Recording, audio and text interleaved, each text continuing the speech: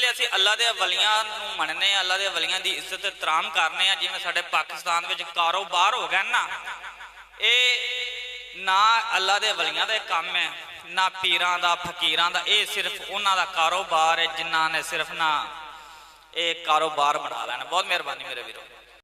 السلام علیکم ورحمۃ اللہ وبرکاتہ۔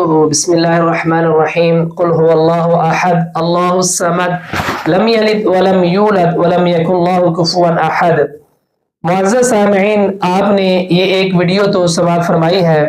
ایک بندہ ہے غالباً حبیب آباد علاقے کے رہنے والا، رحمت علی اس کا نام ہے، جاہل سا انسان ہے، بالکل اس کو ایسے کہہ لو کہ دین کا علم نہیں ہے، دین کا فہم نہیں ہے، بالکل جاہل سا یہ بندہ ہے اور سادہ سا انسان ہے۔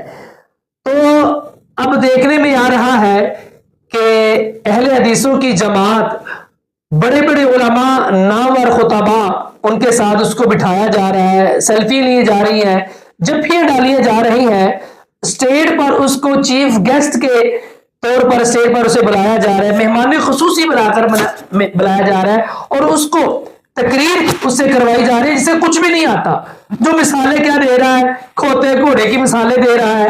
آیا کہ اس میں کیسی ایسی کیوں وجہ ہے، کیا بات ہے؟ قاری حضرت شہزاد صاحب حافظہ اللہ تعالیٰ سے جانتے ہیں۔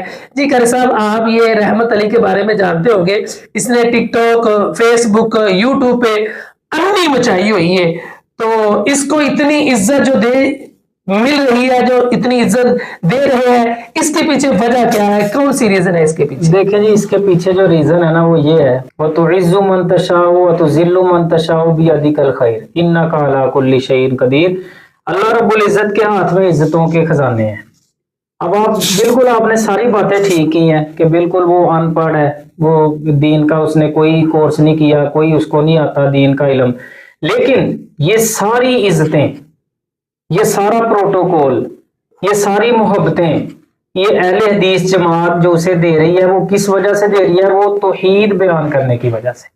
یعنی اس نے ایک بالکل ان پڑھ اور دین سے یعنی ناواقف ہونے کے باوجود اس نے ایسا کام کر دیا ہے کہ اس نے جناب یہ قبر پرستی، یہ پیر پرستی اور یہ بالکل اندھوں کی طرح جو قبروں چاٹنے والے اور قبروں پہ گر جاتے ہیں اور جا کے جناب پیروں کے پاؤں میں گر جاتے ہیں اور پتہ نہیں کیا کیا، کبھی کوئی چھپڑ میں نہا رہا ہے، کوئی جنابے والا وہاں جا کے کوئی ٹاکیاں باندھ رہا ہے، کوئی دھاگے باندھ رہا ہے، کوئی کسی نے کوئی لوٹا خاص کیا ہوا ہے کسی مزار پہ، کوئی جی وہاں پہ جی یہ کپڑے، وہ ساری باتیں یہی بیان کرتا ہے۔ کوئی جی قبر ہے وہاں پہ ساتھ غسل خانہ بنا ہے، ادھر اپنے جو کپڑے پہن کے جاتے ہیں اتار کے ادھر ٹانگ آتے ہیں، وہ نئے ڈال کے آ جاتے ہیں۔ کوئی کنواں کہیں پہ قبر کے ساتھ کنواں بنا ہوا ہے، وہ جی کنویں میں چھال مار کے باہر آتے ہیں، کوئی جناب کچھ کر رہا ہے، کوئی کچھ۔ یہ چیزیں اس بندے نے نا بہترین اور جھٹکے انداز میں اور سادے اور صاف ستھرے انداز میں اس نے جناب علی ایسی وضاحت کی ہے نا کہ اللہ کے فضل سے اللہ نے اس کی بات میں بجائے اس کے کہ وہ ان پڑھ تھا، وہ دین کا اسے علم تھا، اللہ نے ایسی تاثیر رکھی ہے۔ آپ نے بالکل صحیح بات کی، انی مچائی ہوئی ہے اس نے، فیس بک کے اوپر، ٹک ٹاک کے اوپر، یوٹیوب کے اوپر، ہر جگہ اس کو جو ہے وہ اللہ تعالیٰ نے عزت دی ہے۔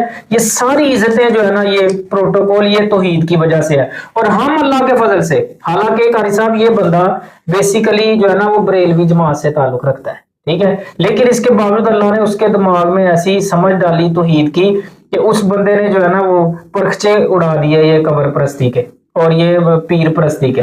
تو ہم تو اللہ کے فضل سے کوئی بھی بندہ ہے جو توحید کا کام کرتا ہے، ہماری دلی محبت اس کے ساتھ ہے، کیونکہ نبی علیہ الصلوۃ والسلام کا فرمان ہے کہ ایمان کا ذائقہ اس بندے نے چکھا ہے جس کی محبت بھی اللہ کے لیے ہے، جس کی نفرت بھی اللہ کے لیے ہے۔